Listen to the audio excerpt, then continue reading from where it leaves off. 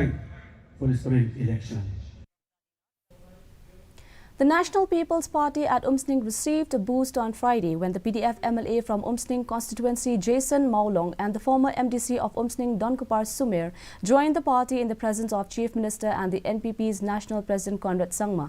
They were formally welcomed to the party fold by the NPP State President and Rajya Sabha member Dr. W.R. Karluki. Addressing the meeting, Conrad Sangma said that his party would work for the change and all-round development of the constituency and the state as a whole. Despite criticism against the party from various quarters, the party would stand firm to work for the betterment of the people in the state, he added.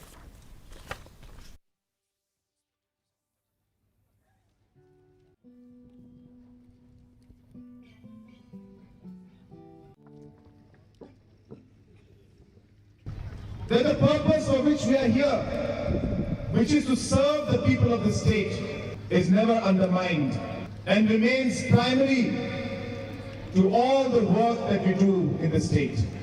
And therefore today, because of this commitment that we have shown towards the people of our state, and I'm sure that with your entry into the National People's Party, the party will grow from strength to strength. Setiap pembangunan menghadap bersaing umum MLA Jawa PDF.